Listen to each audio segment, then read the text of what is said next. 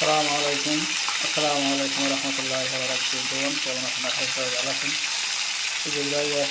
সাগরের ইলিশা মাছ, নোয়াখালীর ইলিশা মাছ দিয়ে তিল দিয়ে আলু দিয়ে রান্না করেছি। সাথে কি দিতে আছি, সাথে থাকুন, দেখতে থাকুন। মাছটা ফ্রাই করা শেষ। এখন হাতের তেল দিছি, পেঁয়াজ মরিচ দিয়ে দেবো। এখন দিতেছি কাঁচা মরিচ, রসুন। একটু রসুন বেশ খাই, যে কোনো তরকারির সাথে একটু রসুন বেশি দিই। এখানে গোস তখন মাছ তখন পেঁয়াজ বেশি একটু বেশ খায়। তো এগুলো একটু লাল করে নেবো, কিছুক্ষণ পরে ফেলে দেবো। ঠিক আছে, রসুন লাল হয়ে গেছে, এখন পেঁয়াজটা দিয়ে দেবো। পেঁয়াজটা দিয়ে দিচ্ছি। পেঁয়াজটাকে রসুনের মতো একটু লাল করে নেবো, তারপর টমেটো দেবো, তারপরে কিছু মশলা, হলুদ মরিচ দেবো, লবণ দেবো, দেখতে থাকি। এখানে দিচ্ছি হলুদ, লাল মরিচ, মিক্স মশলা। এটা দিয়ে এখন পানির সাথে মিক্স করবো।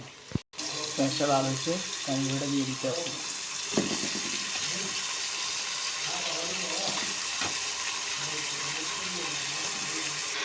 পানি দিয়ে দিচ্ছি, মরিচ হলুদ এখন দিয়ে দিতে আসি।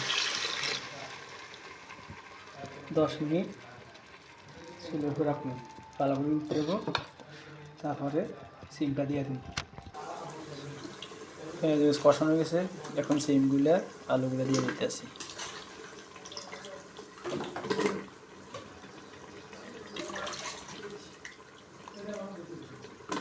এটা আমাদের গাছের সিম,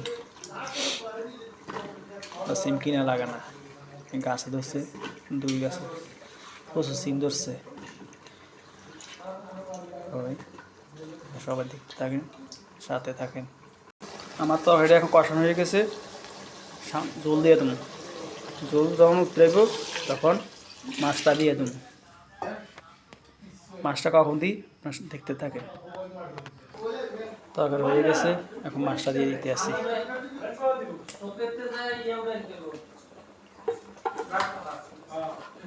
মানুষ দিলাম 2 জন, মাছ হয়েছে 7 পিস। ঠিক আছে, 2 বেলা খাবো। তো সবাই ভালো থাকেন, সুস্থ থাকেন, আল্লাহ হাফেজ।